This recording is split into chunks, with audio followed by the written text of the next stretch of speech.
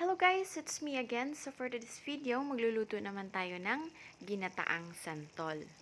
Sa isang malinis na bowl, maglagay lang tayo ng tubig, then maglagay din tayo dito ng isang kutsarang asin.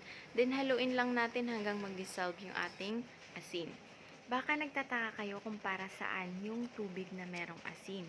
Diyan po natin ilalagay yung ating santol pagkatapos balatan para hindi po mangitim yung ating santol. So ayun, pagkatapos ko ang balatan yung ating santol, paghiwalayin lang natin o tatanggalin lang natin yung buto. Nasa sa inyo na rin kung anong gagawin nyo sa buto. Gagawin nyo bang candy or kakainin nyo, 'di ba? So habang nagluluto, may kinakain kang buto. So kita nyo yung iba dyan na nakahiwa na sobrang dark brown na dahil dyan may pumitik kasi gabi pa lang may pumitik na. So yung balat, syempre hindi ko tinapon para kahit papaano masali ko pa siya sa paggulay kinabukasan. So ngayon na yun. So ayan, kinudkud ko na nga dahil nahirapan ako magkudkud. Pinod processor ko na siya. Dahil mahirap maliit yung pangkudkud ko.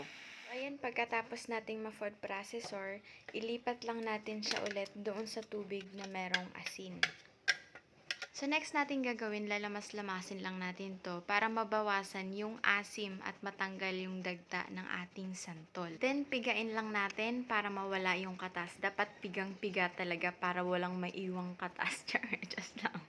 So ayan, para syempre pag niluto natin, hindi siya watery, 'di ba? Next, lutuin na natin yung ating ginataang santol. So, mainit na yung ating pan. Maglagay lang tayo ng oil. Then, igisa lang natin yung ating sibuyas, bawang, at yung ating luya. Para naman sa sahog natin, guys, nasa sa inyo na kung pork or chicken or cubes lang or etc. Kayo na bahala.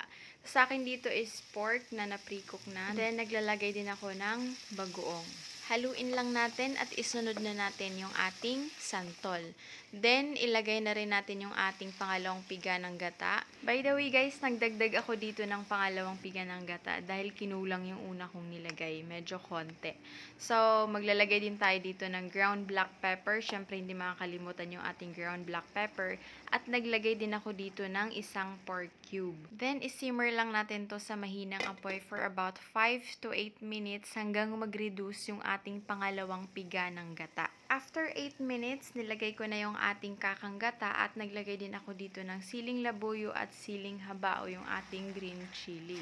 Haluin lang natin at isimmer natin to ulit sa mahinang apoy for about 5 to 10 minutes o hanggang magmantika yung ating kakang gata. So ayan guys, after 10 minutes, nagmantika na siya at pwede na natin siyang iserve. Luto na yung ating ginataang santol. By the way guys, no rice ako. Pero dahil sa ginataang santol na to, napa-rice ako today. Dahil masarap naman talaga ang ginataang santol.